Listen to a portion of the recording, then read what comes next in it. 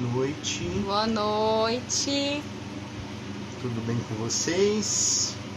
Hoje temos a live com os escritores, os escritores Cláudia Brino e Vieira Vivo.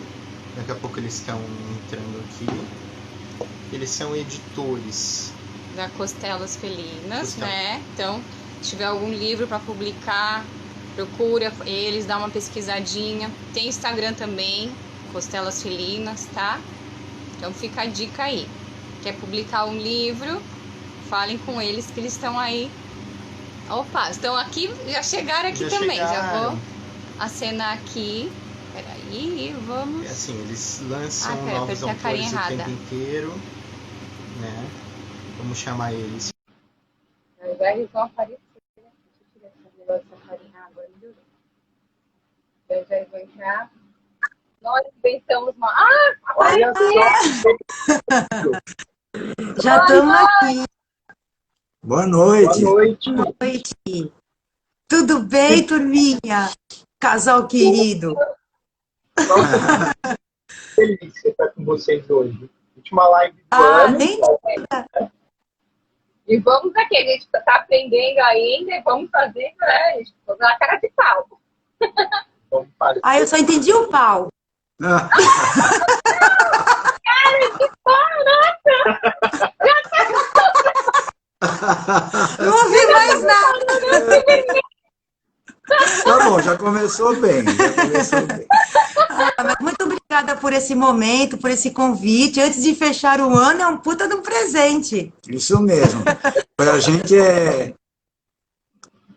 gente é uma honra, né? O Resenhando é um ícone cultural aqui da nossa região e com esses dezenas de milhares e dezenas de milhares de seguidores. A gente é uma honra estar aqui com vocês. Isso mesmo. E nós admiramos muito o trabalho de vocês. E estamos aqui para esse bate-papo de final de ano e essa prestação de contas, né? Fraternal, assim, com todas as pessoas que estão nos assistindo. Que legal, né? Assim, é uma honra para a gente também. A ideia era iniciar com vocês. A gente sempre pensou, quem vai estrear com a gente tem que ter a coisa com vivo, tem que ter. Mas como não deu para estrear, a gente vai fechar o ano com vocês. Estrear. E é fechar o ano com chave de ouro, né? Porque assim, vocês, além de serem muito queridos, são dois artistas que incentivam muito os outros artistas, né? E lançam nomes e fazem muito pela cultura e não só da região, né? É uma coisa... Vai longe, né? Vai longe, é o Brasil inteiro.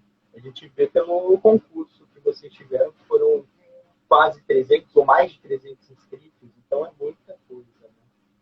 E assim, eu acredito que vocês estão contando uma história muito bonita dessa arte independente que vem surgindo, é uma arte contemporânea e uma arte que não é tão registrada, né, como deveria. Vocês fazem isso brilhantemente.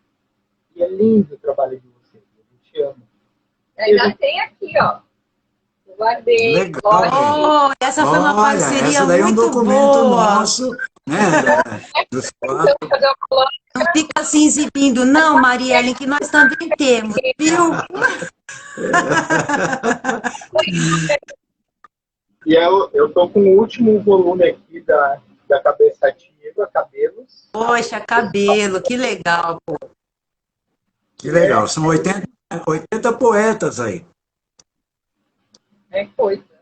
É coisa e história, né? Sim, tudo. Eu estava falando com a minha mãe antes de começar aqui. Ela primeiro mandou uma pergunta para vocês, que a gente já vai começar com... E ela lembrou, né? Ela falou, Cláudia, porque às vezes ela esquece. Mamãe, é isso que você falou? Poxa, que delícia. Manda um beijo pra Helenita. Um beijão, a gente adora, sempre conversava muito com ela. Uma amigona mesmo. Poxa. Ela mandou pergunta, eu fiquei com medo, hein? Ela fala, eu falei assim, mãe, sabe quem é a próxima live? É com a Cláudia Brino, com Vieira Vivo. Ai, ela que delícia. Saudade lembrou. imensa da sua mãe, Helder. Poxa, carinho imenso por ela. Muito tempo que eu não a vejo. E ela Independente pediu da pandemia, que a gente não pode sair mais, né? Faz mó tempão que eu Faz não a mesmo. vejo. E ela pediu Manda um pra beijo avisar bem que carinhoso. Pode deixar. sempre que ela Vendo vê umas pessoas entrando aqui, vou mandar um olá para essa turminha que está chegando ali, que eu estou vendo os nomezinhos. Boa noite, turminha. Boa noite a todos. o ator, que logo vai estar numa live com a gente, o Genário Aguiar dos Santos também entrou, deve ser escritor, né? Olha, Daniela Genaro. Daniela, beijão para amiga você. nossa, poxa, admiramos muito também. Ela, um beijo. Então, minha mãe, ela pediu para avisar que sempre que ela vê os poemas de vocês, ela recorta e guarda. Puxa, Ela Ah, tem poema. Helder, isso é uma coisa que não tem preço, viu? isso não tem preço mesmo. Isso é que é cativar o leitor, né? Eu já vou começar com uma pergunta que ela mandou, que é a seguinte, para os dois. Qual é a lembrança mais remota que vocês têm da literatura? Como é que vocês se inspiraram? Ou, de repente, como é que vocês começaram a escrever? Lembrança, né? Primeira lembrança. A primeira lembrança Então vai que vocês... começar pelos mais velhos. Olha, eu não posso desmentir isso. Viu? A mais remota lembrança que eu tenho literária foi eu com 6 anos lendo os jornais para minha avó. Minha avó era analfabeta, já com quase 70, quase 80 anos, e eu tinha 6 anos, era minha avó de criação, ela estava me criando, né? Não era minha avó verdadeira, mas tinha aquele carinho, tudo, né? Ela me criou até a idade adulta, e eu com 6 anos lia os jornais para ela. Isso que me levou a admirar a palavra impressa e os relatos, né? Da literatura, e isso me levou para a poesia e para escrever livros depois. O meu também não foi muito diferente, não. Eu trabalhava junto com a minha mãe na infância em banca de jornal, né? Então as primeiras leituras ocorreram aos 6, 7 anos, né? Mas o que eu lembro mesmo que marcou profundamente, assim, a folheada e tal, foi o livro do Ilusões Perdidas, de Balzac. Com 7 anos de idade eu estava falando e me cativou bastante na época. Isso que tinha lá na banca de jornal. Já lia, era gostoso. Não, Ilusões Perdidas. Você estava meio desiludida na época, com seus 7 anos? Tava, com certeza. Tava mesmo. A professora dela, com 8 anos, chamou a mãe dela porque ela estava discordando de Freud numa redação aos 8 anos. E a mãe dela foi chamada na escola. Foi. Porque ela não achava que tinha nenhuma atração pelo pai. E ela escreveu isso na redação, com 8 anos. Na verdade, 9, mas tudo bem, vai. Sempre na aula de psicologia, sempre que é da atração, eu concordo aí com a Cláudia. Você concorda? Não. Na minha mente tinha atração? também. Você tinha atração? Não. Não, né? Nenhuma. Não, assim. Não. Nenhuma. Então, cada uma, não dá para entender. Nossa, eu penso a mesma coisa, sempre fiquei nisso. Como? E é tão afirmado e é tão abraçada essa ideia. Não dá para entender. Virou um senso comum, mas é difícil de comprovar entre a maioria das pessoas, né? Um caso ou outro, sim. É uma coisa, é uma relação totalmente diferente. Né? Tem aquele sentimento todo do seu pai. Sim, tudo isso, é claro. Não dá. É todo um envolvimento de vida, né? Que você tem ali desde criança. É mais fácil eu ter tesão pela minha mãe do que pelo meu pai. Porque assim, a vivência é muito maior, né? Se fosse realmente. Mas é isso Claro, mesmo. o espelho, né? Principalmente da feminino é a mãe, né? Sim, você vai querer, né, colocar a coisinha no cabelo, que a mãe não tinha cabelo, ela tinha o cabelo curtinho sempre. E você deu sorte no cabelo, puxou do pai. Então ela sempre queria enfeitar. Então ela fazia coisas em mim, ela que incentivava. Ai, não, vamos colocar aqui uma frisilhinha que o pai... Mas quem comprava era meu pai também, que eu falava pra ele. Todo pagamento lá vinha o pai com um negocinho pro cabelo. Era tudo mesmo. Eu tinha uma gaveta, e até hoje não tem essa gavetinha aqui, que eu herdei, o criado Você vai ser conhecida por mim como Marielle a Pitinha. Foi muito legal. Porque, nossa, eu lembro de como ele deu, como foi, sabe? Que era o dia de pagamento, aí ela pintava na porta com aquela coisinha de enfeite de cabelo. Então tá guardada ainda algumas coisas. E esse é o negócio de relação do pai, eu concordo completamente. Mas assim, agora você, né? Era uma redação, você tinha 9 anos. Como é que começou esse assunto de atração pelo pai? Né? Uma coisa tão cedo, assim. É mesmo, né? Faz muito tempo, pelo que eu me lembro, assim, mas a gente tinha que fazer uma redação de livros que a gente tinha lido, alguma coisa. E eu tinha lido um livrinho, Pensamento Vivo, de Freud. Era uma coleção, então tinha de Picasso, que eu também tinha lido, e eu tinha lido de Freud. E nesse livrinho tinha esse tópico, né? Então, comentando, eu li livro do Picasso, li do Freud, e no Freud eu não concordo com o que ele falou. Então, a professora mandou chamar minha mãe porque achou que era muito nova para ler esse tipo de leitura, né? Então, o pepino foi esse na época. Né? Ela ficou surpresa. Só que aí minha mãe ficou muito brava, porque na época ela teve que parar de tirar uma folguinha do trabalho, ela era faxineira, né? Para poder ir na escola ver qual era o problema. E quando ela viu que era apenas isso, ela não sabia quem era Freud, nada, ela ficou pé da vida com a professora. Se você fez você perder um dia de trabalho por causa disso aí, de uma redação de Freud, que ela pronunciou até errado na época, tadinha. Mas foi mais ou menos por causa de uma leitura de livros, que foi citado, que eu decidi citar na redação. Né? Então é isso aí. Respondi a mamãe. Ela começou a ler livros, a Cláudia Brino começou a ler livros em idade bem mais tenra do que a minha. Eu comecei a ler livros mesmo com 10, 11 anos. Ela já lia com 8, 9. Porque eu, com 11 anos, eu fui estudar à noite. Tive que ir no fórum, com o juiz autorizar eu, com 11 anos, estudar à noite para ajudar a minha avó nas tarefas do dia. Né? Então, eu fui estudar à noite com 11 anos. E, na época, na década de 60, eram só adultos à noite. Eu era o único com 11 anos.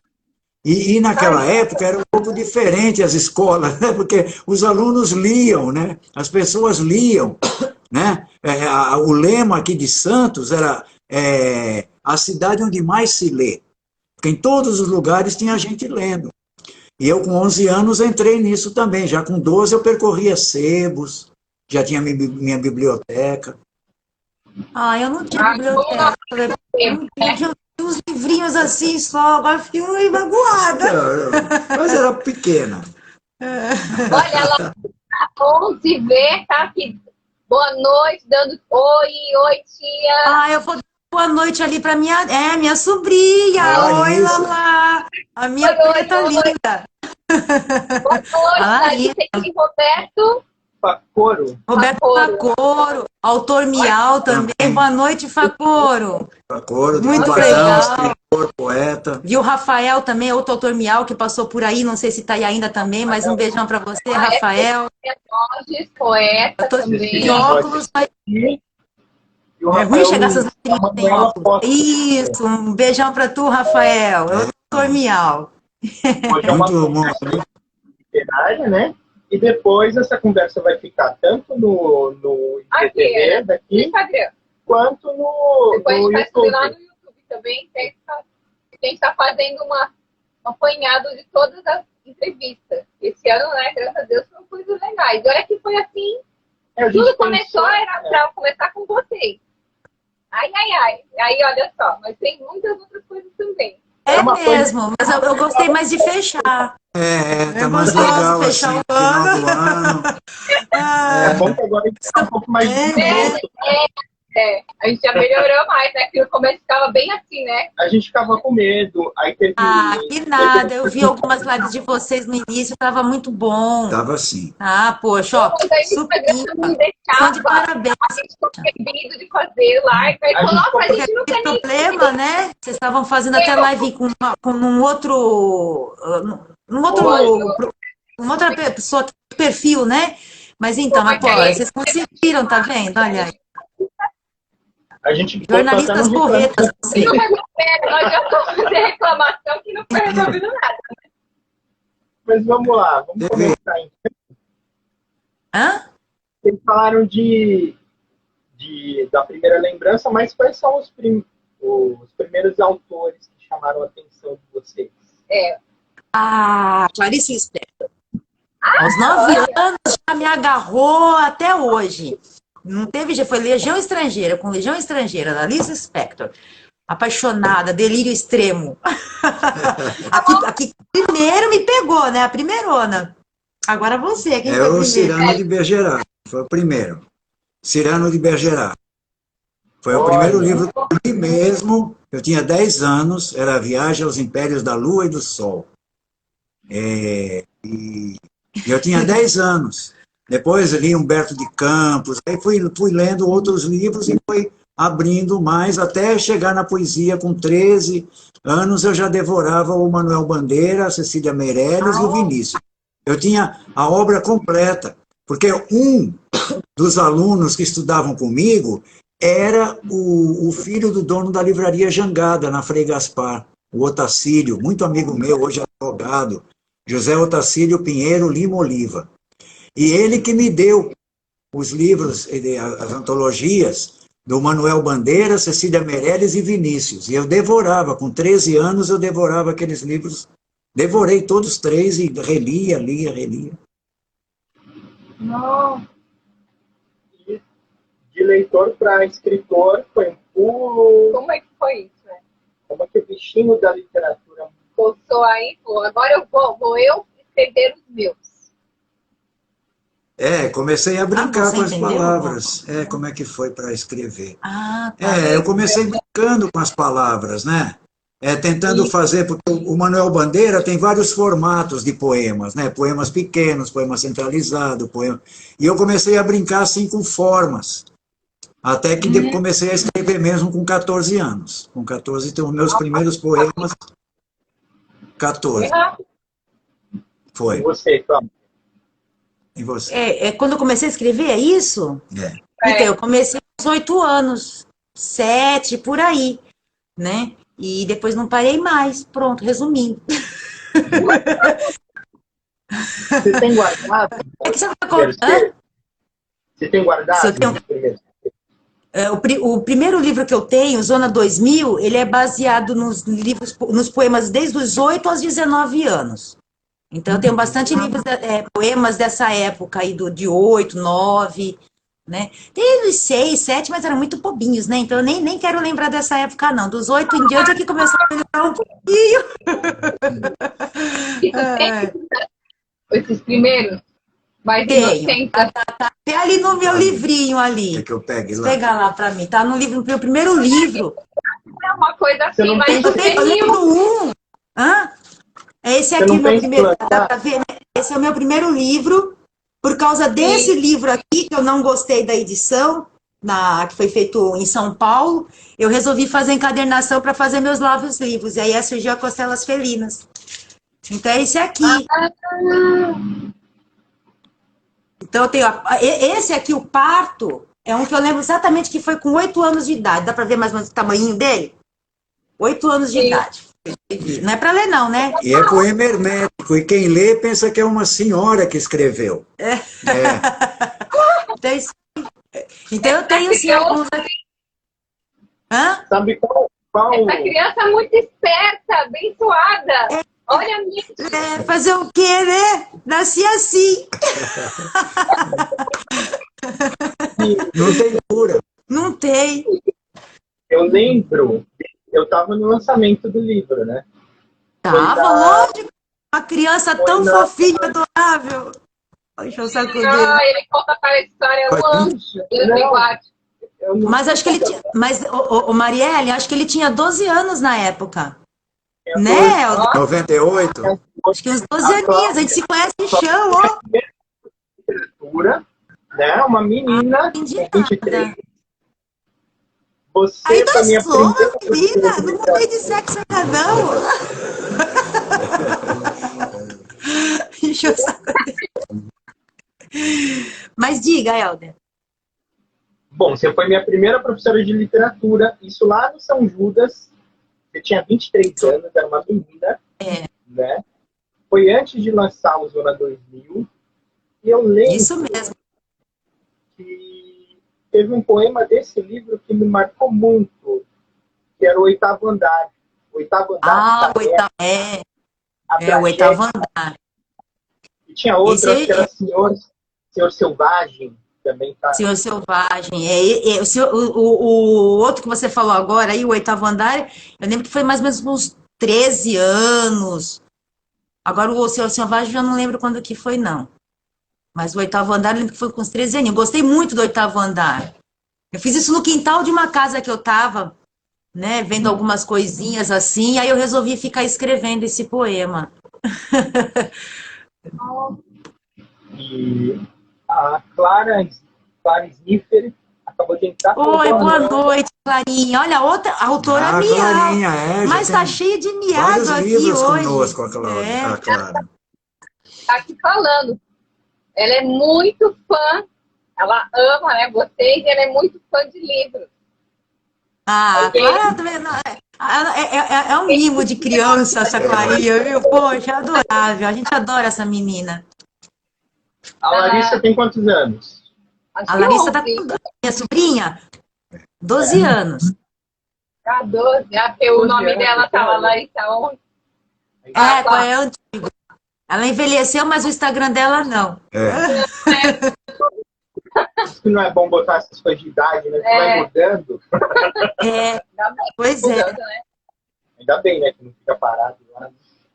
Cláudia perguntou se tá tudo bem. A Clara Ah, é Sniffer. Clara. Ó, ela está doida, ela já confirmou. Olha Olha lá, 12, olha lá, 12, tá vendo? Tudo bem, Clarinha? Estamos aí. Como editor. Ou continua aí no trabalho? Produzindo. Oi? Os livros estão de férias agora na produção ou deram uma folga? É meias férias, né? A gente Meias não consegue férias. parar, né? A gente tá dando umas arrumadinhas na nossa biblioteca aqui, né? A gente tem que dar uma arrumadinha nos livros aqui da editora Costelas Felinas, que estão aqui Aqui atrás. são só livros feitos por nós, quase 600 títulos até agora. Então a gente está dando uma geralzinha, ver o que falta, né, tal, para encaixar. Tem muitas coisinhas aí que a gente usa o mês de dezembro, né, para a gente colocar em dia, né, incluindo a nossa criatividade, né, que é sempre bom escrever um pouquinho aqui, escrever lá, ver qual próximo livro a gente vai lançar ano que vem, que esse ano nós passamos batido, não fizemos nada para Esse nós. ano nossos não lançamos nada, só está no projeto. Então, pro ano que vem vai sair um pouco diferente também, né? Não tem nem foi muito atípico, né? Comprar assim. Porque vocês todo ano estão lançando. Como é que é a rotina de vocês dentro de uma editora que vocês mesmos comandam? Como começou? Vai desde o início e como que é? A editora? Isso. Bom, como eu falei, a editora iniciou-se por causa daquele meu primeiro livro, que eu não gostei, né? Isso foi em 98, 1998. Aí eu aprendi a fazer encadernação. O nome dela, Costelas Felinas, era de um livro meu que só tinha o personagem principal, um gato, né? E então eu desmanchei esse livro e peguei o nome dele, que era Costelas Felinas, para virar o nome da editora. E lancei o primeiro livro, que foi esse aqui, o Frags, né? Primeiro livro da editora, em 1998, né? Com o prefácio do grande, maravilhoso poeta Narciso de Andrade, né? O Helder aí deve lembrar bem do Narciso, né, Helder? E aqui... Ele também tem esse gêmeo, o filho dele.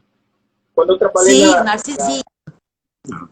na prefeitura, ele apareceu para mim, eu levei um susto, Porque eu É pensei... a cara do igualzinho. pai, né? É a cara do pai. Poxa.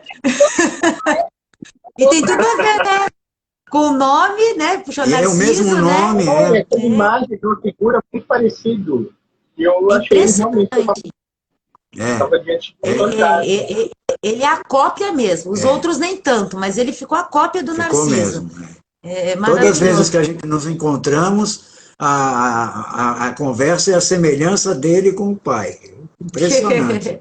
O jeito de falar, né, tudo. O Narciso foi um poeta, né, que a gente teve o grande prazer de ter uma amizade maravilhosa, não só ele, como a família toda, a gente tem um carinho muito grande, né, tinha um artista plástico, né, o Antenor, o outro poeta também, o Mário Sérgio, né, então é quase uma família de artistas ali, né, então é muito bom ter conhecido e tê-los com um apreço muito grande. E nessa revista Cabelo, tem um poema do Narciso inédito, escrito na máquina de escrever por ele, e a folha foi dada para Cláudia Brino. O poema Cabelo, que tem aí na revista, ele é inédito, não está publicado em livro nenhum do Narciso de Andrade. É a primeira batido à mão, tá? Nós temos o poema ainda batido e assinado por ele. Que lindo, é para enquadrar, hein? E tá enquadrado. Então é isso. Então, depois do Frags, a gente foi criada em 98 a editora, né? E só em 2008 é que deu uma boa melhorada, porque até então eu só fazia livros meus, porque o artesanal era muito caro. Se para uma gráfica normalmente também era caro, o artesanal também não ficava atrás, né? E com poucas quantidades. O que a gente pagava antigamente em uma quantidade de exemplares maiores numa gráfica normal, no artesanal era quase o mesmo preço em uma quantidade bem menor. Então, em 2008, teve essa melhora, né? A parte do artesanal ficou muito mais acessível, né? Tinta, principalmente, era um absurdo, os papéis também melhoraram um pouco, e adentrou o Vieira Vivo em 2008. O trabalho pesado. O trabalho pesado, olha aí. Então, mas é interessante como essas duas coisas, né, unidas, fez com que deslanchasse e a gente começasse a fazer para as outras pessoas, porque antigamente, Cláudia, eu quero fazer um livro com você. Olha, não dá, é muito caro. Eu faço para mim só, porque eu sou louca varrida, mas para fazer para outro não dá. Então, em 2008 foi muito legal esse abatimento que teve nos produtos artesanais e a vinda de Vieira Vivo, né? Não só na editora, como também na minha vida, um companheiro que pega os dois lados, né? O profissional e o amoroso. Então, isso não, né, é um apreço também muito grande. E nós descobrimos com o passar do tempo e trabalhando juntos, que nós temos um método mental praticamente igual. Então é como se fosse uma pessoa com 4 braços e 2 cabeças trabalhando. Porque se não for, leva na porrada aqui, porque quem manda aqui sou eu. Tem que fazer o que eu quero. Nós descobrimos que a maneira de trabalhar, de guardar as coisas, de tudo é idêntica, não teve que se adaptar a nada. Ele é meio bagunceiro. Eu sou meio bagunceiro. Guardar. E ainda vão falando de signo que virgem é perfeccionista. Não. Pega meu ascendente, que é escorpião. Tanta coisa assim, eu não acredito muito, não. Às vezes o ascendente é mais forte que o próprio signo, né? Isso mesmo. O ascendente às vezes é mais forte que o próprio signo. Escorpiano. Ó, a Clara falou, vítima é brava. Ela é brava mesmo. Pai, eu sou brava mesmo. Eu só faço de conta que sou brava, viu? Só a cara. Não é? Fala a verdade. E o interessante... Calma. O interessante na Costelas Felinas é que ela trabalha diferente das editoras todas, assim, que estão no mercado, né? Porque a gente não trabalha para o mercado, a gente trabalha para os escritores. Sim. Então, a gente fez um círculo de movimentação muito grande com pessoas que escrevem. E isso criou uma trajetória, uma órbita de movimentação independente que não há necessidade da gente ficar atrelado ao mercado. Então, isso que nos encanta no nosso trabalho, porque a gente consegue trabalhar, se movimentar, independente da comercialização de livros, né, que o mercado estabelece. E assim, em 2008, vocês lembram qual foi o primeiro livro que vocês lançaram que não tenha sido de vocês? Primeiro autor. Bom, de 2008, fomos nós mesmos. Né? Ele lançou o Mingau das Almas e eu Almas com Fome. Que aí a gente viu que dava para fazer de forma diferente. Quando vieram perguntar, então a gente acabou indo para São Paulo, fazer alguns primeiros trabalhos foram para São Paulo, mas era mais para lembrança de festinha, sabe? Fazia um livrinho assim para festa. Então, realmente não tem uma recordação do que foi. Mas aqui em São Vicente foi a Deise Domingues Giannini, com a Alma Aberta. Foi a primeira aqui, mesmo. Né, como livro mesmo, que pôde sair para ser divulgado, né, tal, que não era para ficar fechadinho só para familiar. Então, foi a Deise Domingues Giannini. E teve um grande lançamento na época. Foi muito legal costurar as ideias dela, né, as poesias, porque foi um trabalho diferente. Os outros antes era assim, alguém escrevendo poemas para o namorado, né? Não que a gente não experimentais. Né? Então a gente começou assim, desse jeitinho, vendo se dava certo, como, né? Poemas para a mãe, para o Dia dos Pais. Festa familiar, reminiscências da família, casos da família, e fazia um livrinho, distribuía para a família ali. Só que a gente não podia fazer divulgação porque era muito, muito íntimo, né? Então, o primeiro livro mesmo, a gente pode dizer, não, é um livro mesmo, com um cara que todo mundo possa ler, foi aqui em São Vicente. É a nossa terrinha, né? Onde a gente habita. Na Martim Afonso, inclusive, o lançamento. Foi, na Martim Afonso. Foi lá. Você estava lá, não estava, Helder? Eu estava. Você estava, Mariela? Tava, foi a prima dele. Então. Nossa, eles levantam a família inteira, né? Todo mundo. Minha mãe mobilizava. A Deise, ela é uma pessoa muito carismática. A Deise Giannini é uma pessoa muito carismática, né? Tem uma poesia muito sensível, né? Ela cativa. Então, realmente, aquele lançamento foi muito gostoso, não só para a gente de poder costurar os pensamentos poéticos dela, conhecer mais profundamente, né, a escrita dela, como também no momento, né? Que foi uma noite muito gostosa. Tá por aí? Ó, esse aqui, ó.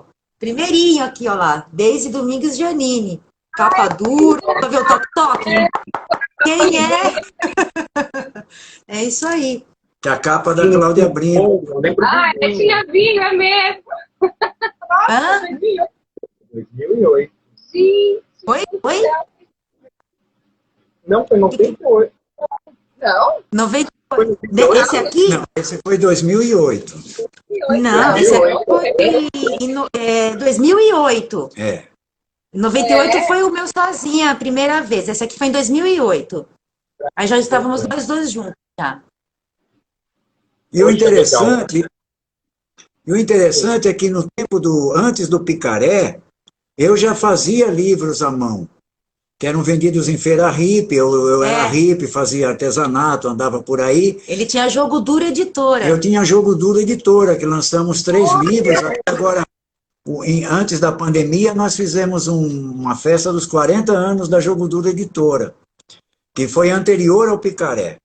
O Picaré foi em 78, a gente em 76, mas não da forma como o Picaré fez. O Picaré já foi um grande movimento cultural independente e poético aqui na cidade. A gente era mais uma coisa isolada, né? Mas é um documento da época, de 76, os primeiros livros da Jogo Duro Editora. Os do Picaré já foi a partir de 78, 79. E depois eu vim participar do Grupo Picaré. Também, porque para mim é uma honra, com o Raul, o Sidney Santos, o Rafael Marques, o Fausto José, a Edilza, a Denise Gonçalves, tanta gente, né? O Valdir Alvarenga também, né? Tanta gente que está aí até hoje fazendo poesia e atuando na cultura aqui da cidade, né? Então isso para mim foi uma honra, para participar desse movimento. E depois eu me ausentei de Santos durante 23 anos, nunca mais escrevi nada, Me afastei mesmo, só fiquei lendo, né? Eu me mudei de Santos e depois de 23 anos eu retornei em 2008. Resgatei aqui o gato velho. Me pegou na rua, que nem Fiquei na rua. todos os bichos aqui de casa, ela pegou na rua, inclusive eu. ele, é lógico. Me pegou na rua e me trouxe. Aí tratei, dei um banho de cultura, um banho de loja, ficou assim. Eu não vou morder, não. Novo, né?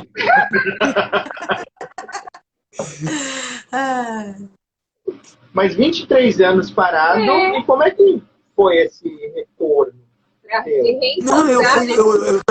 eu estava fora de Santos, no ABC, né? Fui metalúrgico no ABC nos anos 80, meu. O retorno foi assim, Helder. Vamos ser sincera. Depois do lançamento do livro Mingau das Almas, que ele já tinha feito lá, só foi imprimir e fazer, eu cheguei no outro assim, vamos voltar a escrever, Romy. Você senta lá, eu sento aqui, vamos fazer, sei lá quantos poemas. O Objetos Diversos, aquele livro, a gente tinha começado a revista. Então falamos, olha, vamos fazer um livro para dar de brinde aos assinantes. Então vamos listar aqui uns objetos da casa, 20 objetos, e vamos fazer cada um poema para esses objetos. Aí ela foi para um cômodo, eu fui para o outro. Aí daqui a pouco ela falou assim, quantos você fez? Eu falei, 2. Eu fiz 8. Aí eu tive que correr atrás. Foi assim que ele começou a voltar a escrever. Eu fui Olha, ânimo, né? Você sabe que a melhor inspiração é o prazo, né? Então, olha, tem que fazer. Né? Então foi assim que ele deu uma resgatada. E é um livro que eu gosto muito. Eu realmente, a gente conseguiu descrever os objetos da casa de uma forma poética e bem definida. Eu gosto muito desse livro, o Objetos. Foi o primeiro que a gente escreveu junto. Depois nós temos mais 4. 4? Mais 3. 3 livros juntos. E como é que é essa escrita junta? Junta, mas separado, né? Porque são cabeças diferentes, né? Por mais que vocês se completem, essas coisas sempre tem uma divergência, né? Como que é A escrita? Como é que a gente consegue fazer um livro juntar junto? Duas cabeças ativas, né? Não, por exemplo, esse livro do Objetos Diversos foi simples, né? Todos foram simples, porque cada um escreveu na sua maneira, na sua poética, né? Agora, o que eu acho mais interessante, que eu gostei mais de trabalhar, foi o livro Encaixe, porque esse nós já foi trabalhado com poemas que nós já tínhamos escrito já há um bom tempo, já há alguns anos, e eu peguei só um verso dele para encaixar num poema meu que já existia. E esse foi um trabalho que eu gostei mais. Então, eu pegava um verso do poema dele e encaixava no meu e tinha que fazer sentido, né? Dentro do meu poema. E vice-versa, né? Foram 25 poemas em que a gente pegou... Foi um trabalho muito exaustivo, porque a gente tinha que ler o poema, retirar um verso, encaixar num outro poema que eu tinha escrito, né? Então o verso tomava outro sentido. Ele aparece no livro em itálico, em outro poema, já li esse verso. Mas ele está, o verso meu no poema dela e o verso dela nos poemas meus, cada um diferente, fechando. Foi um trabalho exaustivo, porque você tinha que encontrar uma maneira de dar um certo sentido, né? Porque a poesia você sabe que é aleatória, mas tinha que dar um certo sentido para não ficar aquele verso ali, né, solto, sem uma melodia que o unisse ao resto do poema. Eu acho que esse aí foi um pouquinho mais trabalhoso em relação à nossa poética e estilo diferente, né? Foi esse daí que deu até mais gosto de trabalhar. O Pérola Verde já são fotos. Bater um ciúme, não? Colocar uma coisa do outro no seu próprio poema, não teve isso. Não, que nada. O encaixe foi gostoso. É um encaixe. Pô, teve até orgasmo, pô. É um encaixe, menino. O que vai ter ciúme?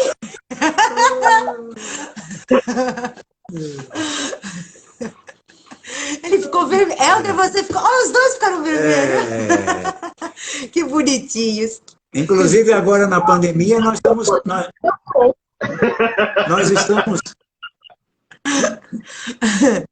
agora nessa pandemia, nós estamos com imunidade cruzada.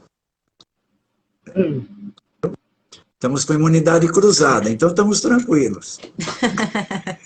Algum de vocês teve alguma coisa, Covid? Não, na família. Na família, ou vocês estão Não, sempre tá. fazendo correio, né? Mandando. E o que ele Se falou? tiver na família. Um irmão meu, a família, a esposa, a minha nora também, os pais da minha nora. Mas isso daí é algo que, com o tempo, a gente, né? Com o tempo, a gente vai acabar... assim, as pessoas que cada vez em maior número, né, que passaram por isso. Porque a gente tem que lutar e esperar é que não aconteça o pior, né? Mas a doença, se de forma leve, todo mundo vai pegar. Sim. E o meu primo, o filho dele, ficou com sequela, que aí despertou a diabetes. Então, Vamos torcer para essa vacina. que eu falo pra ele, a gente tem que estar feliz porque está acabando o ano e estamos vivos. Só que Né? Autores nossos também, autores faleceram, muitos né? autores, Marisa César, Gerson Monteiro, a Olga Savari, que era nossa amiga, não fez livros conosco, mas tinha um contato muito grande. Mas alguns não foram por causa desse motivo, não. Vamos deixar claro aí, né? Mas que nós viemos a perder durante esse período. Mas mesmo Que veio a assim, somar com as perdas das pessoas, né? Desses amigos com Covid, né? Outras pessoas também. e aí não teve despedida. Né? Por conta disso também. Nenhuma. esse ano as despedidas não estão acontecendo, né? Então, eu acho que a perda fica mais pesada, né? Por conta disso. E só fica, morreu, aí pode ficar na sua mente que foi falado aquilo, mas não presenciou nada, não tem aquele, né? Botar um ponto final ali. Para você estar ciente que, não, a pessoa faleceu e acabou. De alguma maneira isso reverberou na poesia de vocês? Quê? Reverberou essa pandemia na nossa poesia? Na Porque poesia? vocês fizeram não. a provocação de que tinha que fazer enfermidades, né? Fizemos isso, entramos na onda, sacudimos o pessoal, mas eu particularmente não escrevi nada em relação a isso. Acho que nem você, né? Acho que não. Ainda sobre essa pandemia não escrevemos nada, não. E nem vou. Não faz meu estilo. Não faz meu estilo escrever sobre o acontecimento, sabe? Essas coisas assim. A minha linha é outra. Qual que é a sua linha? Nenhuma.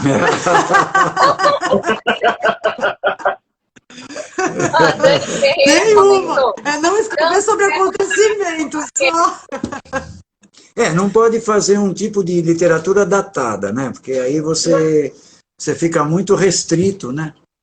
Ao acontecimento, e isso fica com o passar do tempo, aquele tipo de poema, a gente vê que ele envelheceu. Então, tem que sempre fazer algo atemporal, né? Com as angústias, as dúvidas do ser humano em si, não de algo específico de uma determinada época, né? O sofrimento todo que a gente está vivendo agora, né, a solidão, o desânimo, tudo, a gente pode sim colocar na arte, né? Mas não precisa especificamente usar as palavras pandemia, Covid, vírus, né? A arte, ela tem esse leque de opções, né, down para baixo, que consegue a gente fazer sem especificar, sem dar nome aos bois, né? Para que ela fique assim, atemporal. Né? Sim. Que, inclusive, em música também, a gente procura também fazer isso, né? Com o grupo Pau a Pique, nós estávamos conversando, eu e o meu parceiro, outro dia, e fazendo uma música nova e tal, e de repente tem uma parte lá, temporal, temporão, temporal, temporão, que cabe, sai tempo mau, vem tempo bom. Então, isso aí dentro da música tem a ver com o que nós estamos vivendo, mas não é uma coisa dirigida somente para isso. Mas você tem que mencionar o que está acontecendo sem ficar escravo daquilo. A gerente Noia veio aqui dar um oi. Olha, Ela estava lá no jardim e veio aqui dar um oi. Né, Noia? Então, essa gatinha aqui, né, virou a propaganda das costelas felinas. Tem que sem querer. Pensei logo no logo, porque para mim é ela, não adianta. Pois é. Mas há 20 anos o logo já existe. E ela tem 5 só. Ela só apareceu tem aqui 5 na aninhos. porta. Como é que consegue gata assim sempre?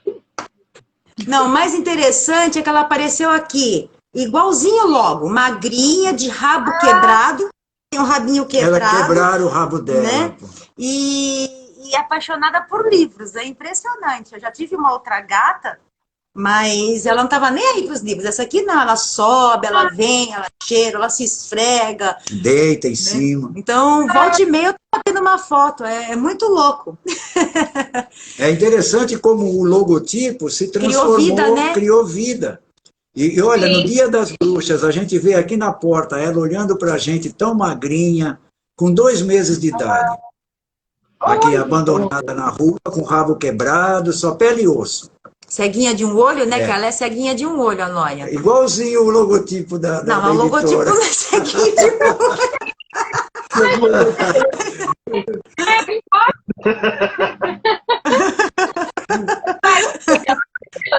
Não adianta, já estava chamando lá naquele tempo quando criou, não adianta.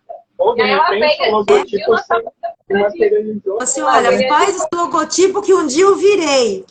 Né? É isso mesmo.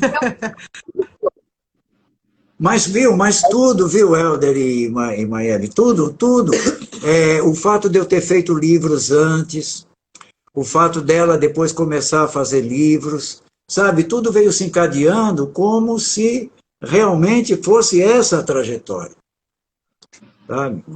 Não foi nada de improviso, de repente tudo já estava pronto. Como na chegada da Noia, já o logotipo já estava pronto. Né? Quando nós começamos a fazer livros, nós já tínhamos livros nossos feitos à mão, né? E só foi abrir para as outras pessoas. Foi um encontro, tá vendo? Já estava escrito, não adianta. Mectub. Estava escrito nas estrelas. Estava assim. E cada coisa que você não acredita. Cada coisa realmente que transcende, né, o físico, né, o material. Tinha que ser, então. Isso a gente vê no dia a dia, né? Na produção. Tantas coisas. A Cláudia coordena o CPL, tem a revista Cabeça Ativa, tem as pesquisas, já estamos fazendo pesquisa para bicicleta. Tem o grupo Pau a Pique, que a Cláudia grava os vídeos, edita, né? Que para mim é uma honra estar ao lado lá do Antônio do Pinho, a Manu, o Grilo. O Grilo agora foi para a Bahia, o pandeirista. E o Dionísio da Jureia, que é o maior triangulista do litoral. Ele toca com a gente também. Então, todas essas atividades parece que já tinham algo, um espaço reservado na nossa vida para fazer todas essas coisas, sabe? Tudo parece que nós fomos nos apresentar em Taubaté e a moça perguntou, mas como é que se junta? Eu falei, é uma dádiva, não sei, não tenho explicação, né? Como é que se juntam as pessoas certas para fazer trabalhos, sabe, dignos, né? Criativos e sinceros, né? Então não se sabe como que a Noia apareceu aqui em casa, como que nós estamos unidos, como que o grupo musical, né? Enfim, e todos os amigos que fazem essa coletânea de amizades, né? Que a gente tem pelo Brasil todo. Então a gente não tem explicação para isso.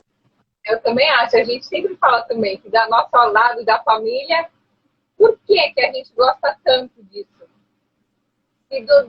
Ninguém é assim fã. Minha mãe sempre incentivou, meu pai compravam lá, encomendavam por revistinha os livrinhos infantis. Eu amava ler.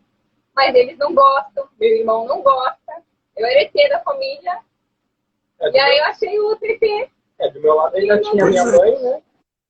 Que a sua mãe super, né? Ela gosta, ela incentiva e gosta. A Helenice foi uma grande incentivadora. Poxa, era lindo ver, né, Helder? Muito bonito mesmo. O que é difícil nas famílias, sabe?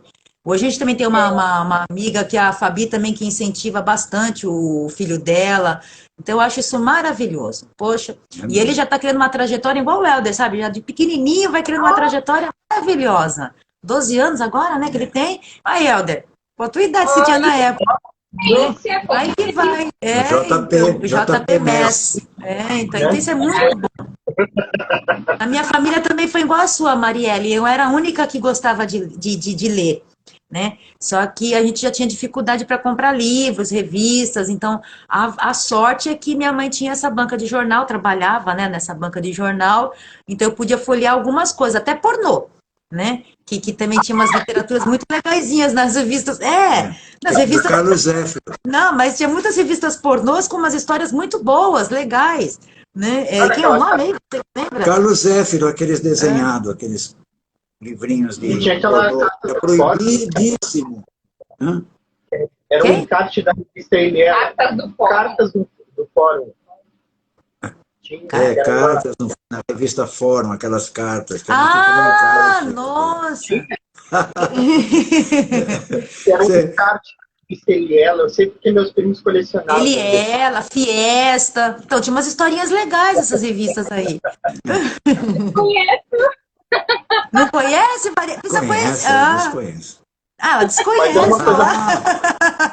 Ô, Marielle, precisa conhecer. Mas não existe mais. Mas tem revistinha antiga, vá. Deve ter na internet. A gente viu no Miss, não foi? Deve ter. Então, teve no Miss lá, que tinha um banheiro para entrar, que tinha os livros, os livrinhos, as pequenininhos, era? Era do Zéfiro, aí você olhava. Esses eram desenhadinhos.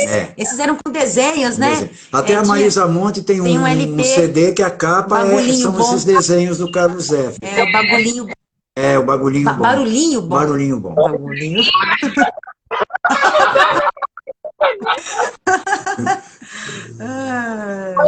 A rotina de vocês quando vocês estão editando um livro? A gente quer saber, tô curioso com isso. O quê? Como é que a produção do livro. Quando vocês estão para editar um livro, Ai, de novo. Ela tá rodando aqui. Como a gente... Tá. Como a gente faz o livro? Então vai lá. Bom, primeiro assim, então, a pessoa entra em contato conosco, né? E a gente, geralmente sou eu que respondo as mensagens. Então a pessoa envia o trabalho. Primeiro passo é fazer a diagramação. Então, a pessoa vai enviar o trabalho para nós totalmente cru e nós vamos fazer tudo, diagramar, numerar, pôr índice, e a gente depois fura, né? Costura, encapa, né? E depois vai para o autor. Né? Aí esse autor recebe esse livro, que é o primeiro exemplar, que é grátis, né? Para ele ter esse sonho dele realizado em forma de livro, para ele poder sair por aí, né, mostrando. E se ele quiser editar esse trabalho que ele recebeu, ele vai pedir por unidade, de 1 até 100 exemplares, né, toda vez que ele precisar. Mas o processo realmente é todo artesanal, né? A gente misturando o século XXI com o século XVI, século XVII, né? O método que nós utilizamos a encadernação é idêntica à que era feita no século XIX. Inclusive, o livro de capa dura, sim, é idêntico, é o mesmo tipo de encadernação. Então é furado, costurado, costurado, né? Todo à mão, livro por livro, cada folha dobrada.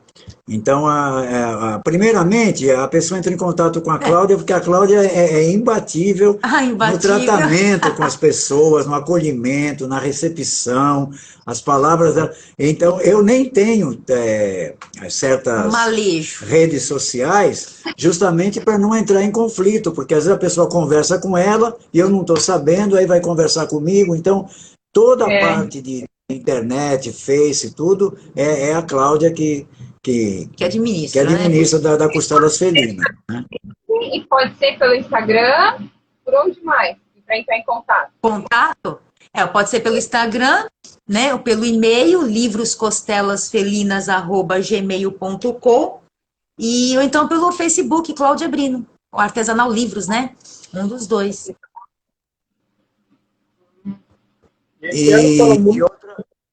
E outra coisa, eu queria só completar. A Genara é uma graça, poxa. Maravilhosa. A proposta de vocês é única, eu também acho, porque no pegar Mas aqui, revista mesmo, tem uma proximidade, não sei, é algo. Não é igual Mas, o livro lá. Que só cortando um pouquinho você, mas parece uma coisa mais distante. Esse aqui, não sei, ele fala, comunica mais, dá uma proximidade maior. Não sei explicar. Pelo menos é o que eu sinto. Quando você pega aqui essa encadernação, material usado, todo o capricho, é diferente. E ela falou, é único, eu acho também. Não é uma coisa, parece um robô, tudo, né? Mais moderno. Parece Não. uma coisa que tem alma. Exatamente. E receber essas palavras aí da Daniela Genaro, né, pra gente é importantíssimo, porque a guria também faz um trabalho maravilhoso com a revista Seresta. Também. Né? Então, ela dizer que a gente faz um trabalho, uma proposta única, também isso nos deixa muito encantado, viu, Daniela? Parabéns pelo seu trabalho. Ela faz um trabalho maravilhoso com a revista Seresta. E a Cabeça Ativa, né, ela tem essa coisa gostosa, sabe? A gente preza por fazer um exemplar, uma edição geralmente fina, não muito grossa, né, para não ficar um exemplar muito cansativo, assim, ruim de levar, né, para lá e para cá. Então ela cabe em qualquer lugarzinho. E o que ela é leve de material, né? Ela é pesada em cultura, porque eu acho que ali ela tem muita poesia diversificada, né? Que a gente abre esse leque para não ficar só com os antigos ou só com os famosos, né? Então, todos os estilos estão aí para poderem ser apresentados na revista. E a convocatória que a gente faz, é interessante o processo da convocatória, que é complicado você fazer. A gente recebe mais de 300, 500 poemas, né, dependendo do tema. De amor foram mais de 900. De amor foram mais de 900. Então, como é que a gente faz uma seleção para ter 80 poetas na revista, que é o máximo que a gente consegue comportar, né?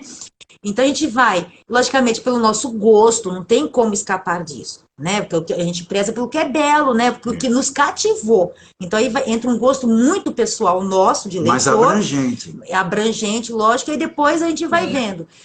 Vamos supor, bicicleta, que é o próximo tema. Se alguém já falou um poema, que nós pegamos um poema de alguém que falou que está pedalando com o cabelo ao vento, então dificilmente a gente vai pegar outro poema falando sobre o mesmo... Assim, sobre o mesmo cenário, só se ele estiver tão bom quanto. Então não é só pegar um poema da bicicleta, tem que várias coisinhas. Se alguém escreveu um poema, eu levei um tombo da bicicleta, e se esse poema for bom, ele vai entrar, dificilmente um outro poema falando de um tombo também vai entrar. Só se ele também for tão bom quanto, né? Então, para poder caber todos. Então, é assim que acho que a gente deixa a revista dessa maneira gostosa, agradável, leve e, ao mesmo tempo, profunda, né, na sua leitura. E também os segmentos, né? Tem que ter um poeta modernista, tem que ter simbolista, tem que ter algum soneto mais antigo, tem que ter sonetos novos, que nem do Grego, do Glauco Matoso, que é uma coisa bem mais rebelde, mas dentro do soneto. E os poetas marginais da década de 70, os contemporâneos, né, que são bem prosaicos, a gente tem que colocar os da geração de 45, a gente vai colocando poetas de vários níveis e montando a revista também com o que chega pela internet. Então, geralmente, de 300 poemas, a gente consegue pegar 20 e colocar na revista junto com os poetas que a gente pesquisa na biblioteca. São mais de 2.000 livros de poesia que a gente fica lendo aqui para montar a revista. Fora os poemas da convocatória. Você fica bitolado, né? Agora, maravilhoso que ele decora tudo. Eu achei impressionante isso. Eu leio, eu não consigo decorar nada. Eu falei, tem um poema, acho que eu li um poema de um tema lá naquele livro tal. Você, ai, Vivo, que bom sua memória, viu? É, Olha, tá Impressionante. é um trabalho, né, que é, com certeza, eu também sou Poxa. desse tipo, eu esqueço. E eu, Eu depois esqueço eu me toda hora. onde que estava. Então, eu sou dessa. Mas como vocês fazem para, por exemplo, o tema é bicicleta. Aí, para lembrar que determinado autor tem um poema sobre isso, relacionado a isso. Então, na verdade, a gente às vezes lembra, quer dizer, ele lembra mais, mas a gente pega os livros todos mesmo, lê quer dizer, de 3 em 3 meses, a gente lê toda a biblioteca de novo. Porque você vê, por exemplo, aí na livro. revista Cabelo tem um poema do Guilherme de Almeida, que se você for procurar pelo índice, ele não estaria aí, porque é soneto 14. Mas ele é todo sobre o fio de cabelo.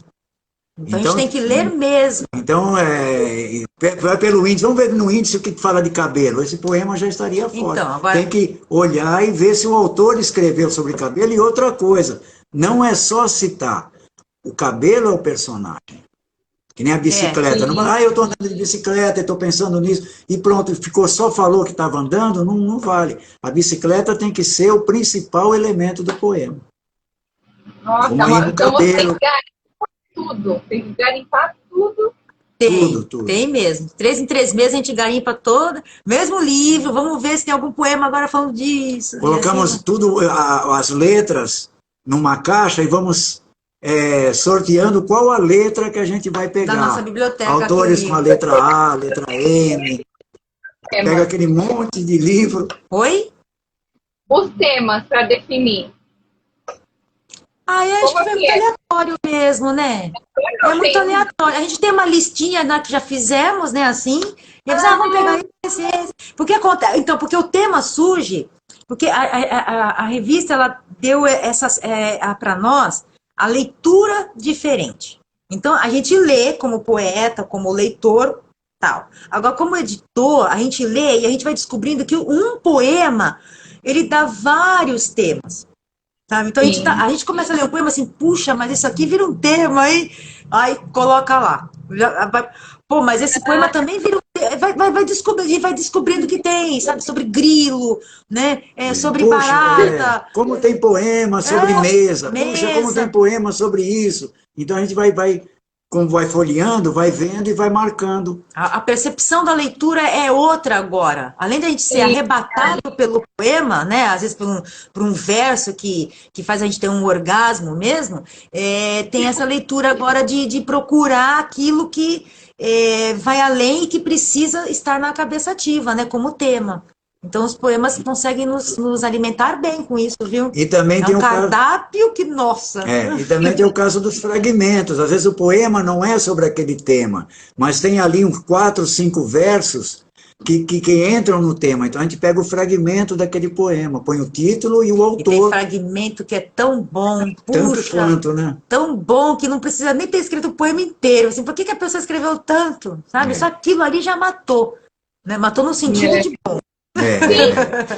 Isso me fez lembrar uma frase do Mia Couto, que ele diz, um livro escrito em demasia é um livro que falhou. Poxa.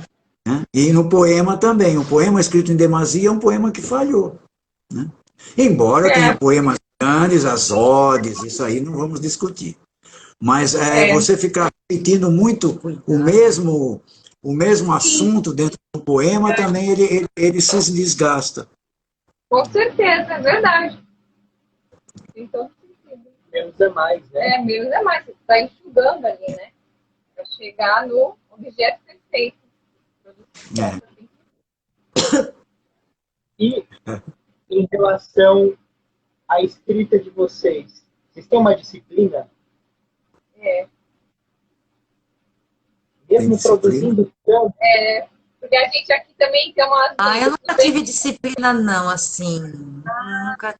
Eu tenho assim, por exemplo, eu vou escrever hoje. Então eu sento a minha bunda lá na cadeira e escrevo. Pronto, acabou. Essa é a minha disciplina. Se eu não sair daqui, é a única disciplina que eu tenho. Sabe? Mas fora isso, sabe, tem gente que tem regradinho mesmo, né? toda semana escrever alguma coisa. Eu tenho, assim, metas. Então, hoje eu quero escrever 5 poemas. Então, eu vou escrever 5 poemas. Depois que eu vivo aquela, né, quando ele falou do Objetos Diversos, né? A gente estipulou escrever 10, então eu vou escrever 10, né? Então, eu já fiz isso, por exemplo, escrever um livro por mês, já fiz isso, né? Então, eu escrevi um livro por mês, de 50 páginas cada um. Então, mas eu não vou dizer que é disciplina, é uma meta, né? Que eu dei para mim mesma. Agora, você tem disciplina? Não, não tenho disciplina, não. Não Poxa. tenho disciplina. Quando me dá, assim, aquele comichão, né, de escrever, de colocar para fora, eu anoto, só que os meus poemas, eles não saem assim, num espasmo só e fica ali. Eu vou trabalhando, tirando as gorduras, botando mais algumas palavras sonoras e vou deixando ele do jeito que eu gosto, não da maneira bruta como saiu, né? Eu leio muitos poemas para a revista e tudo, que eu não critico nada, mas por exemplo, eu acho que a pessoa poderia dar uma cortada aqui, tem muita palavra que são somente muletas na prosa, né? Na poesia pode tirar essas palavras que a poesia fica mais forte. Mas isso daí é uma técnica que a gente vai pegando com o tempo, né? Tem pessoas que gostam de escrever bem como se fosse prosa mesmo, a poesia. Eu já não gosto. Acho que a poesia ela tem uma maneira direcionada de se usar as palavras, né? Você tem que usar as palavras de uma maneira que... É o que o Paul Eluard falou, que o poeta não é inspirado. Nenhum poeta é inspirado. Ele usa as palavras corretas para que o leitor, ao ler, fique inspirado. E como é que a poesia chega para vocês? Como é que ela chega? Ela chega a ponto de pegar e falar, nossa, eu preciso escrever. Que comichão. Eu entendo. Então, a Marielle já respondeu, comichão. É uma palavra meio esquisita. Um poema que eu não faço, mas outras coisas, às vezes resenha, tem um filme que eu vi, nossa, eu preciso escrever sobre. E aí você não aguenta, você falou também, você tem que sentar lá e não vai sair de lá enquanto não ensinar. Não, quando a poesia chega mesmo com uma ideia assim, tem que sentar mesmo e escrever, né? Não tem jeito. Ainda mais porque eu esqueço tudo. Ele ainda grava, fogo. Ele fica, eu tô pensando aqui, eu tô fazendo um poema na estrada, assim, eu não consigo isso. Tem que ter caneta, papel, entendeu? Eu consigo ficar com a estrofe na cabeça durante dias trabalhando. Eu perco um verso, ele fica com uma estrofe na cabeça. Agora, tem meta que às vezes a gente quer fazer e não sai. Que nem, por exemplo, eu quero fazer um soneto em comemoração aos 100 anos do primeiro voo sobre o Atlântico, que foi 2 portugueses que saíram, o Sacadura Cabral e o Gago Coutinho, saíram de Lisboa e vieram até o Rio. Foi o primeiro, em 1922, cruzaram o Atlântico de avião, sem equipamento, né, eu não sei como é que eles... Que nem as caravelas, né? Só que eles levaram, não sei, 18 horas ou 20 horas para vir de Portugal até o Brasil, num aviãozinho, sabe, bem precário. E eu queria registrar isso num soneto. Agora, isso é uma vontade, que nem o Helder perguntou, né? Como que vem a ideia? É uma ideia. Agora, como poderei fazer isso? Aí, até isso se concretizar, serão meses e meses. Como uns poemas, uns sonetos meus, que tem no livro Solo Fértil, que era sobre a mitologia grega, que é tarefa do CPL. A Cláudia que fica com a vara cutucando a gente. Olha, faça um soneto sobre sobre a mitologia grega. Então, tem que pesquisar e ainda fazer o soneto. Então, isso me estimulou a trabalhar mais também por causa do CPL. O CPL me auxiliou muito a trabalhar com vários estilos poéticos. Tanto é que eu tenho um livro chamado Trajes Poéticos, que são 48 tipos diferentes de poemas, por causa do CPL. Né? Isso vai abrindo. Como artistas, como editores, para a gente finalizar, a gente gostaria de saber, para cada um de vocês, o que é escrever bem? O que é Como escrever? é que vocês identificam um texto bom? Porque assim, deve chegar muita coisa para vocês. É, Bom, o texto bom, existem umas regras, né? Na poesia, o ritmo, conhecimento da linguagem, das figuras de linguagem, né? Como é que a gente pode... Como é que fala? Menos é mais, assim, não é menos é mais, tem outra palavra que eu quero usar, agora me deu um branco. Dá um help aí, Vieira. Tem a palavra correta que se usa na poder de síntese. Isso, assim. Sintetizar aquilo que está pensando e jogar no verso. Então a gente tem busca isso nas coisas que a gente dá ler, né? Que a gente dá uma lidinha, né? Agora, a gente procura, como editor, não, digo assim, constranger ou criticar ou qualquer coisa que o autor faça, porque para nós, todo mundo tem condições de se expressar. E se a pessoa tem uma história, quer editar um livro, sabe, não tem por que ficar retirando esse sonho da pessoa, porque não é aquilo que me agrada. Porque isso que nós falamos é em relação à revista.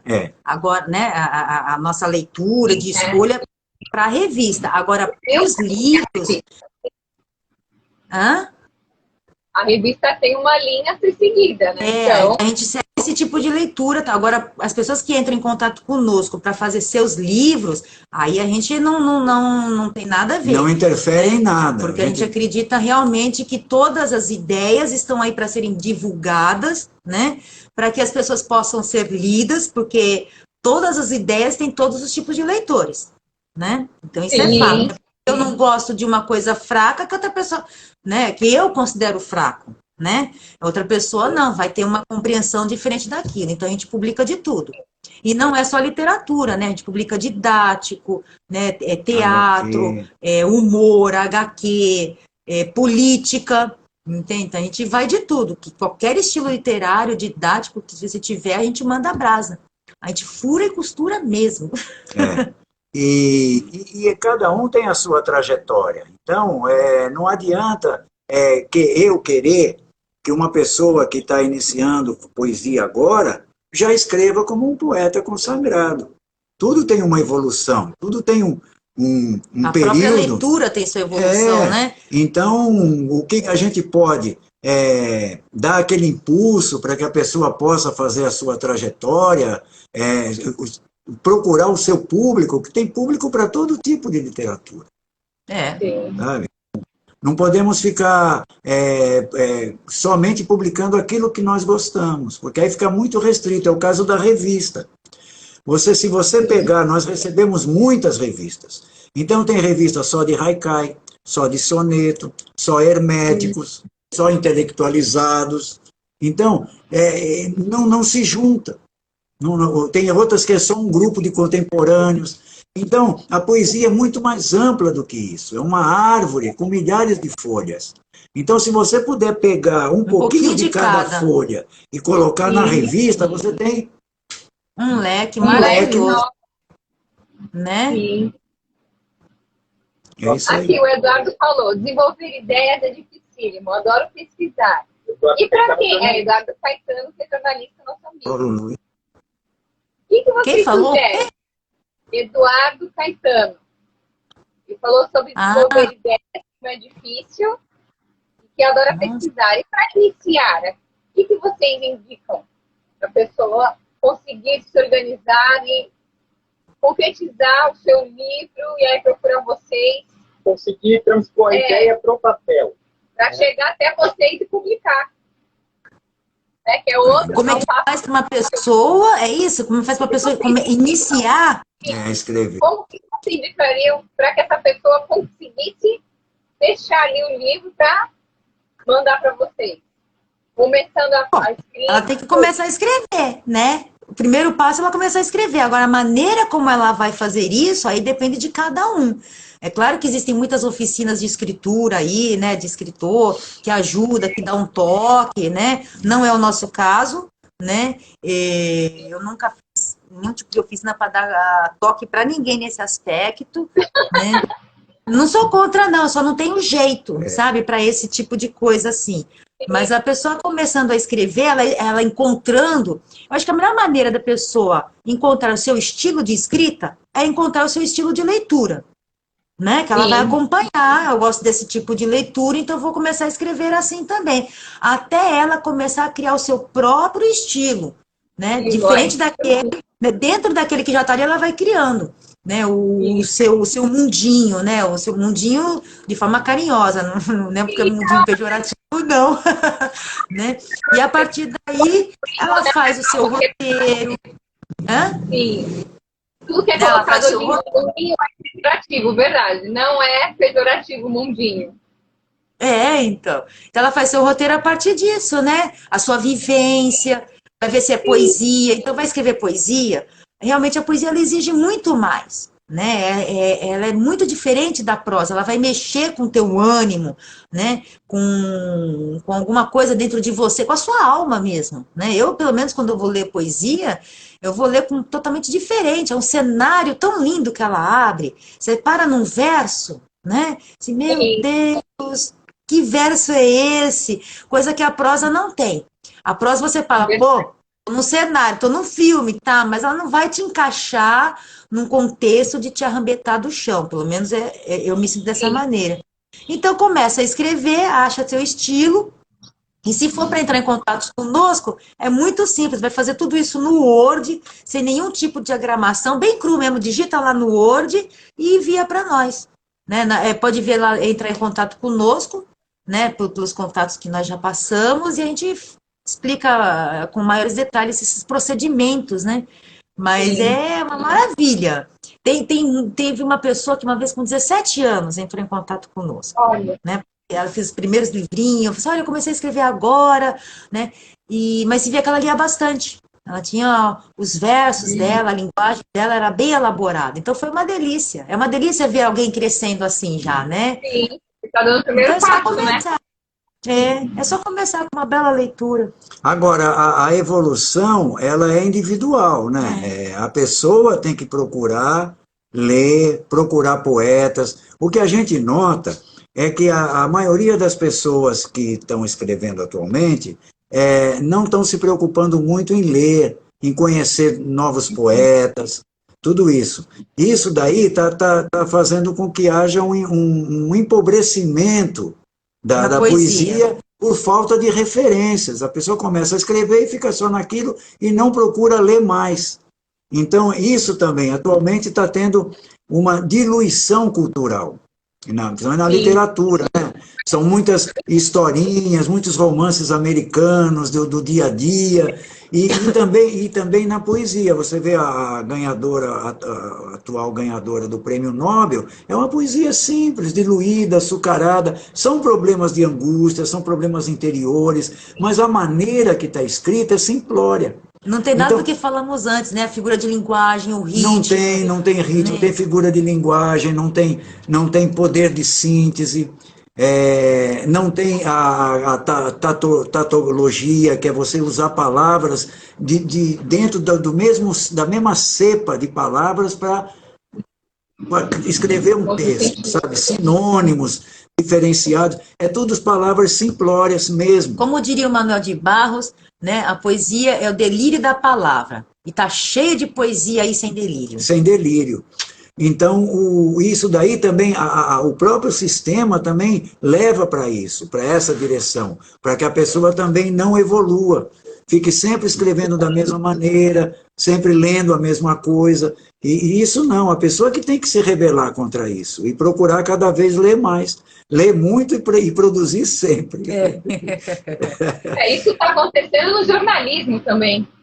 A gente falou, também. Nossa, nem fala. Agora as pessoas colocam, tem primeira pessoa numa reportagem. Como assim? E as reportagens estão muito ruins mesmo. Né? Se fosse uma crônica, mas não é crônica. Gosta das matérias que se vê? As pessoas querem sempre se identificar e se colocar, né? Só que é uma maneira de se colocar que realmente fica uma coisa muito simplória. Né? Acho que nesse momento está uma coisa muito eu. Eu quero me identificar, eu quero me expor.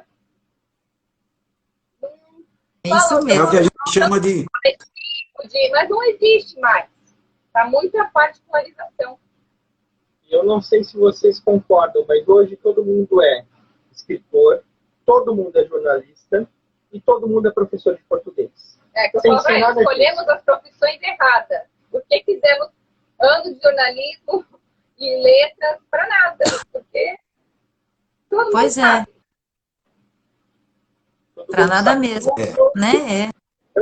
Eu tenho experiência, ela também tem, mas de corrigir redações por conta do ensino médio mesmo, mas de uma maneira muito específica para a redação de Enem, né? E assim, se você mexe no texto... Nossa, desculpa, Saramago. Porque assim, ficam bravos. Eu estou lidando. Você está dando dica, né? Olha, aqui, repetitivo, tem que organizar um parágrafo. Mas não adianta. O que você fala é como se fosse uma afronta. Talvez com vocês, porque assim, quando vocês estão selecionando os poemas, vocês também estão lidando com ego. Sim, direto, né? Muito mais saliente, né? Muito mais forte. A gente, pior que lidar com o ego do outro, lidar com o nosso próprio ego na hora da leitura. Esse é o pior. É não deixar o nosso próprio ego se vangloriar e acaba não escolhendo de ninguém. Né? É muito difícil. Você tem que ter um certo jogo de cintura para encaixar determinados poemas que não têm toda aquela base, né, poética que deve ter um poema, mas a gente acaba colocando lá porque tem alguma coisa a ver, mas que a gente vê que não é um poema completo. E isso é em todos os setores, na música, nas novelas, que era uma cultura popular interessante, hoje em dia está tudo diluído, tudo açucarado. E também o teatro, agora em São Paulo, tá, antes da pandemia, claro, muitos teatros pequenininhos somente apresentando pequenas cenas de 5 minutos. Então tudo ficou assim fragmentado e pequeno. E parece que está tudo sendo direcionado para isso, quer dizer, o erro passa a prevalecer, né? O que é correto não tem importância o que é correto. O que é correto não tem importância, pode fazer de qualquer jeito, né? Eu vi um cara aí dizer, outro dia, que melhor que uma decisão mal tomada é uma indecisão. Isso E a decisão certa? Está fora de cogitação? Não. Melhor que uma decisão errada é uma decisão certa. Não, melhor que uma decisão errada é uma não decisão. Isso aí então esse tipo de conceito de tudo ser diluído, tudo ser feito de qualquer maneira. Poxa, a gente via os políticos falarem há 20, 30 anos atrás, eu tomava uma aula de oratória. Você via um Sobral Pinto, você via um Ulisses Guimarães, você via pessoas que sabiam falar. Hoje em dia as declarações públicas são terríveis. Terríveis. É uma coisa tão tiquinho. Então, tudo está direcionado para isso. Então, a gente que trabalha com cultura também tem que também não descartar todo mundo que está dentro dessa onda, mas poder dar dica, que nem você falou, né? Que está querendo dar dica e a pessoa não aceita. E estamos caminhando para isso mesmo. Porque quem trabalha com cultura tem uma responsabilidade grande, porque qualquer devolutiva que você dá pode, de repente, travar a pessoa para o resto da vida, né? Então, não dá. A gente tem uma coisa com teatro, a gente fala muito de teatro, mas assim, a gente só fala as coisas boas, porque, de repente, alguma devolutiva que a gente dá ali impede alguém de ver uma coisa que está sendo produzida. É o que vocês falaram, as ideias, elas têm gosto para tudo, né? Claro. Mas isso que a gente está falando passa por outra questão. Todo bom escritor é um bom leitor para vocês? Ou não? Um bom escritor. É um bom leitor. Bom, o escritor ele tem que ler bastante. Isso aí, ele tem que ter um bom handicap, né? Ele precisa ter um conhecimento de literatura. Não é necessário, agora também, cursos acadêmicos e tudo. Até para a pessoa em si, é vantajoso ter um curso superior, claro, em literatura e tal. Mas os cursos de literatura também escondem a boa literatura. Fica dentro somente dos mesmos clichês.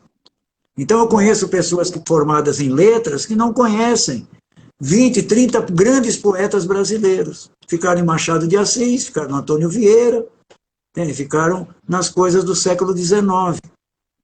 E tudo que foi feito no século XX, eles não conhecem, não sabem. Então ficou tudo muito comportamentado, né? Dentro de comportamentos, como se fosse um supermercado segmentado. Então, vai só dar aula daquele segmento, e o resto não existe. É isso que está ocorrendo. Mas o escritor ele tem que ler de tudo. Ele tem que ler de tudo, poxa. E o poeta tem que ler outros poetas, né? A gente tem casos que a gente entrega a revista para a pessoa e a pessoa só vai ver onde está o seu poema, depois joga para lá, não lê os outros. Eu já vi isso na minha frente, né? Em contrapartida, nós temos pessoas que devoram a revista de cabo a rabo, que é uma delícia. Né, Cláudia? Já teve gente que ficou brava com vocês por não entrar em alguma edição? Já aconteceu? Muitas. Porque é difícil a pessoa compreender, entender. Primeiro que tem um monte de poemas, né? Segundo que segue aquela linha que já foi comentado, né? Às vezes a pessoa tem um bom poema, mas não é tão bom quanto o outro que já foi selecionado dizendo a mesma coisa. Né? Então, a gente tem alguns casos assim, de pessoas que não entendem, né? E a gente vai fazer o quê? A gente continua levando, né? O interessante é que na revista, se você olhar, tem grandes poetas do Espírito Santo, do Ceará, de Pernambuco, do Rio Grande do Sul, de Santa Catarina, sabe? Poetas que têm uma trajetória de prestígio nesses estados. E outro dia a pessoa falou assim, quem é esse aqui?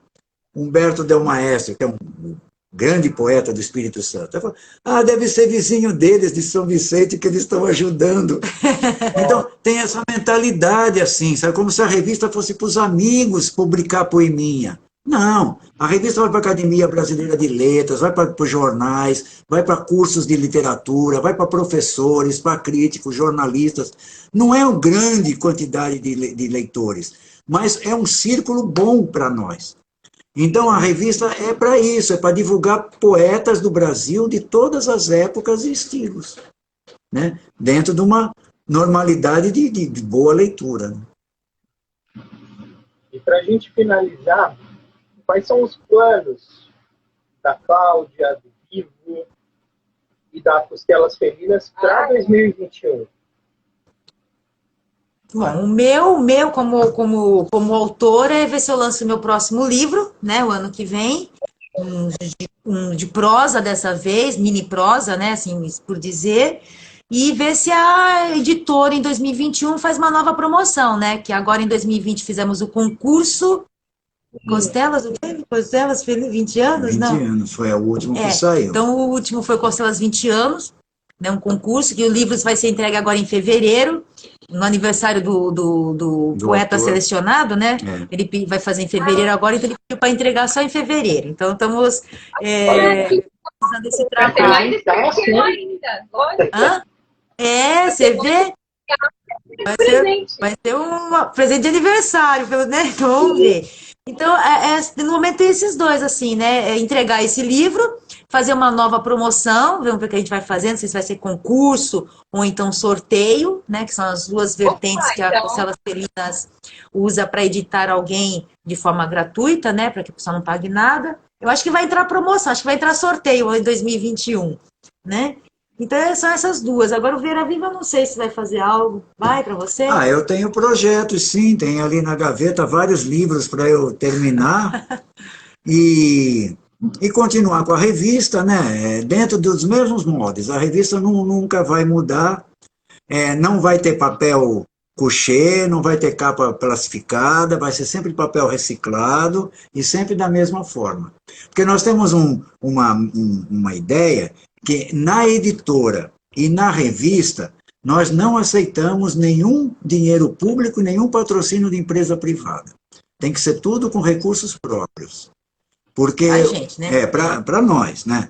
Porque porque chega um patrocinador e vem com dinheiro e quer mudar isso, mudar aquilo, depois vai embora, depois números e a gente não tem como continuar daquele jeito. Então vai ser sempre, porque a revista não tem capa, a capa é papel reciclado. É assim mesmo, o importante é o que está escrito, é o conteúdo. Exatamente. E vamos continuar aí com a Costelas Felinas, com o grupo Pau a Pique, e fazendo eventos com o Clube de Poetas do Litoral, tanta coisa. Vamos continuar fazendo. Dá um abraço ali pro amigo Fernandes, que eu tô vendo ali, o poeta Fernandes. Poxa, que legal. Paula Benino também tá aí. Paulo César Luz, um músico que eu gosto muito. Abraço, Paulo meus César queridos. Luz. Amigos queridos. Desde o tempo do Becos e Copos e Becos, da década de 70. Faz parte da história cultural. Achou aí? Hã? Kedma. Olha, Kedma. Kedma, um beijão afetuoso pra tu, menina. No Paraná. Lá no Paraná. Que Nossa, delícia Paraná. você aí, guri. Feliz. Oliane, Oliane outro no Rio. autor miau. Oliane, grande poeta carioca, Grande, puxa vida, premiadíssima. Temos um livro também em conjunto com Oliane. Temos o Tríade. Poeta que a gente tem muita admiração também.